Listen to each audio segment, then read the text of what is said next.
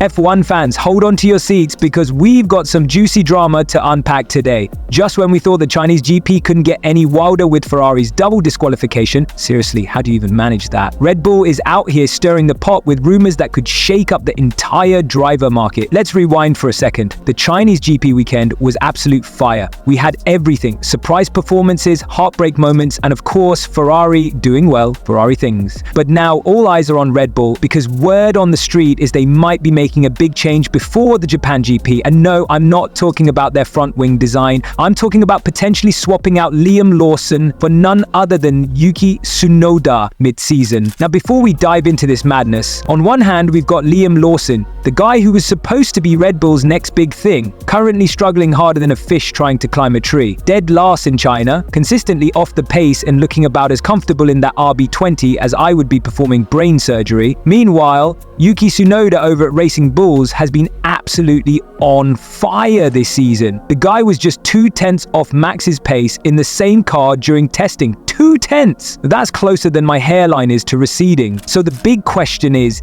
Red Bull actually considering this swap? And more importantly, should they? On paper, it makes sense. Yuki knows the team. He's proven he can handle pressure, unlike certain other drivers we won't name, cough, De Vries, cough, and he's literally driving for their sister team. Plus, can you imagine the hype if Yuki gets promoted right before his home race in Japan? The crowd would lose their minds. But here's where it gets tricky. Is this just a panic move from Red Bull? Liam's only had a few races to prove himself, and we all know how ruthless the Red Bull driver program can be. Remember what happened to poor Albon or Gasly? The musical chairs at Red Bull's second seat has more drama than a Netflix reality show. In this video, we're breaking down everything. Liam's struggles, Yuki's rise, whether this move actually makes sense, and what it could mean for the rest of the season. Plus, I've got some absolutely wild predictions for how this could play out at Suzuka that you won't want to miss. So buckle up. Red Bull's driver drama just became must-watch TV, and you know we'll be here with the popcorn ready for whatever happens next.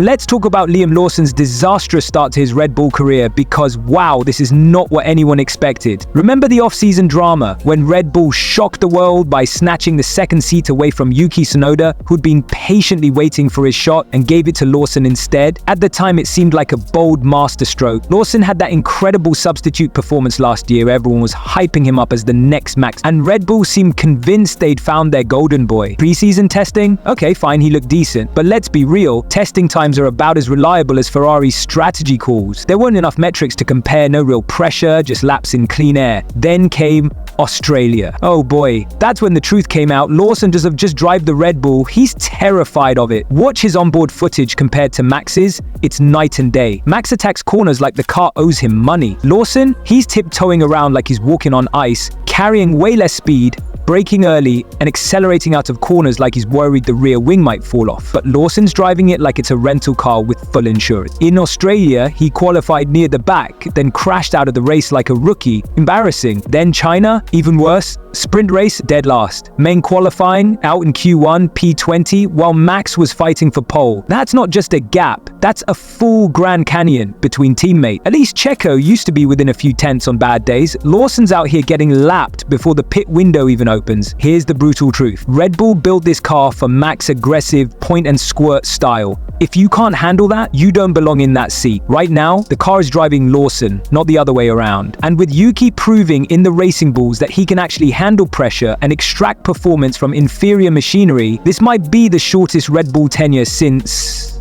the last guy they fired mid-season.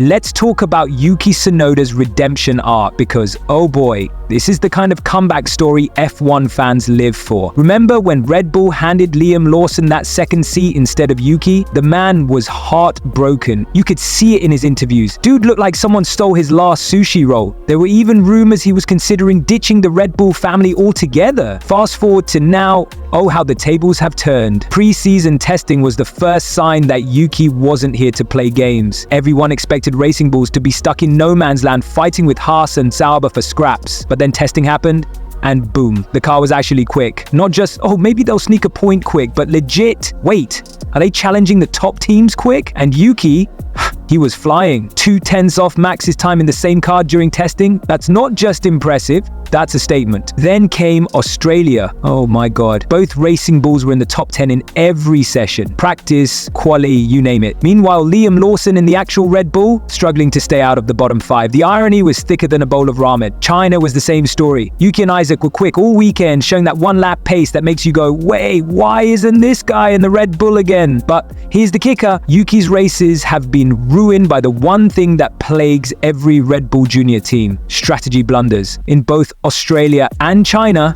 the team made calls so bad they'd make Ferrari strategists nod in sympathy. Yuki should have had points in both races, but instead he got stuck with Plan F energy from his pit wall. Here's the thing though, the pace is undeniable. Yuki's driving like a man with something to prove, aggressive, precise, and fearless. If Red Bull's second seat is cursed, and let's be real, it kinda is, Yuki might just be the one to break it. He's got the speed, the attitude, and now the leverage. So buckle up, because this storyline is only getting juicier.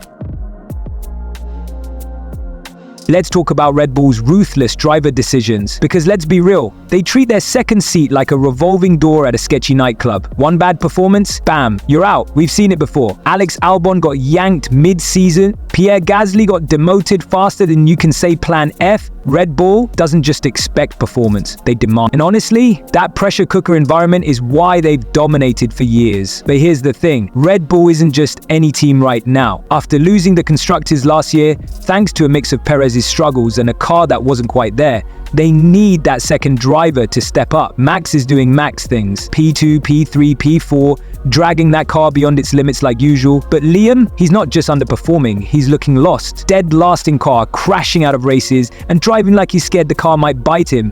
That's a huge problem when you're fighting for championships. So, is Red Bull right to consider swapping him for Yuki? Honestly, maybe. On one hand, Liam's a rookie. Throwing him into the deep end and expecting him to swim like Max Verstappen was always a gamble. 2 races is nothing in F1 terms. Maybe he just needs time to settle in, get comfy, and stop treating the throttle like it's made of glass. But on the other hand, Red Bull doesn't do patience. They want results now. And if Yuki's out there in a racing bulls, putting in performances that shame Liam's Red Bull, that's gotta sting. Here's the wild card though, Japan. Suzuka is Yuki's home race. Imagine the marketing dream of dropping a Japanese driver into a Red Bull right before that weekend. The crowd would lose their minds, the merch would fly off shelves, and the hype would be unreal. Red Bull loves a good spectacle. And this would be chef's kiss levels of drama. But let's be real, and Yuki also struggles. Oh man, that's gonna backfire hard. Suddenly, Red Bull's the team that can't make up its mind, cycling through drivers like socks. And if Liam goes to racing bulls and starts outperforming Yuki, the memes will write themselves. My take? But knee-jerk reactions mid-season? That's how you end up with another Albon situation, a talented driver ruined by premature pressure. That said, would I blame Red Bull for making the move now? Nah, this is F1. No room for sentiment. Well, then Red Bull looks like geniuses again. So what's next? Buckle up, because Suzuka's gonna be must-watch TV. Will Liam turn it around? Or will Red Bull pull another wheelcard move nobody saw coming? Whatever happens, you know we'll be here with the popcorn ready. Thanks for watching. Smash that like button if you're hyped for Japan, and let me know in the comments.